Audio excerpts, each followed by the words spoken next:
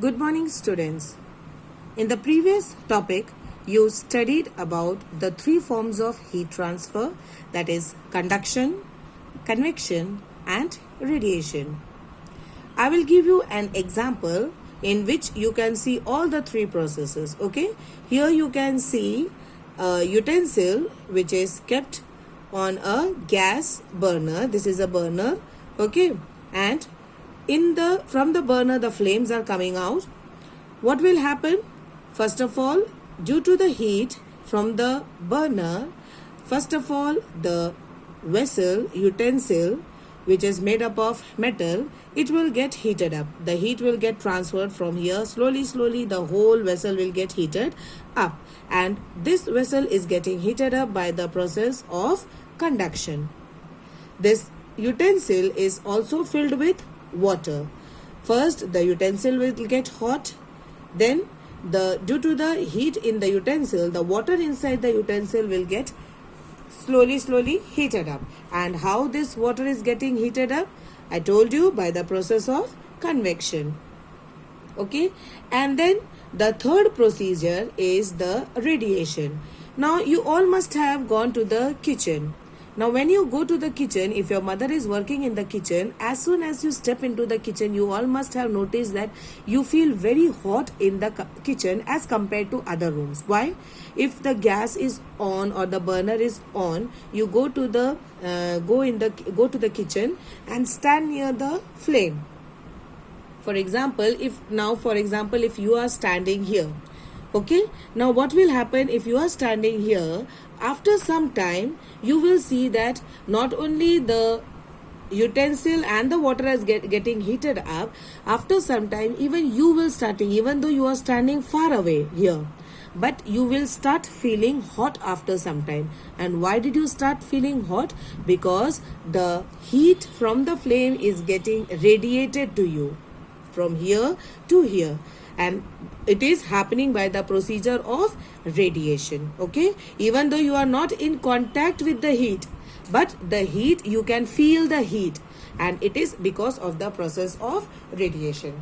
So I hope, children, that the three process, conduction, convection and radiation, is clear to all of you. Okay, now we come to another example of radiation. Okay, now you all must have you all wear light colored clothes during summer, and we all wear dark colored clothes during winter. Okay, now why do you wear it? What is the reason for wearing light colored clothes in summer and dark colored clothes in winter? The reason is that light colored clothes radiate more heat, whereas dark colored clothes absorb more heat. We can prove this by an activity here. Okay, now see, here we have taken two utensils. One utensil is painted black in color and the other utensil is painted white in color. What you have to do? You have to fill both the containers with water and you have to keep it in the sunlight for 3 to 4 hours. What will happen after 3 to 4 hours?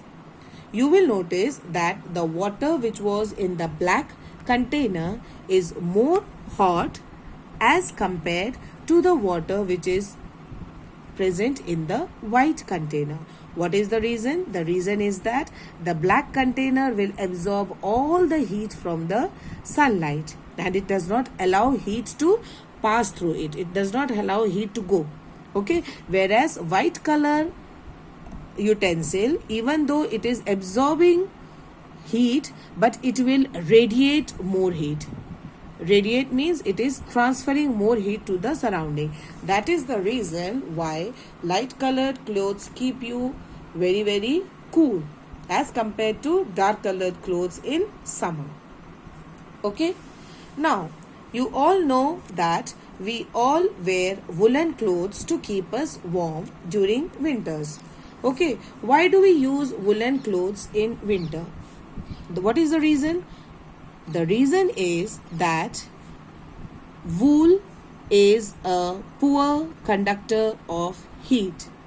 Isn't it? You have studied it that wool is a poor conductor of heat. So what will happen? The wool fibers, it will trap all the air in between it.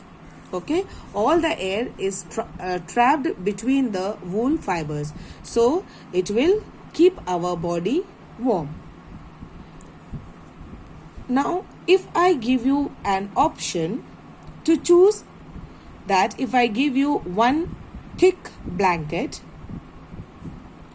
during winter season, okay, and then I give you another option that you take two thin blankets for yourself during the winter season, which one will you go for? Will you go for one thick blanket or will you go for two thin blankets?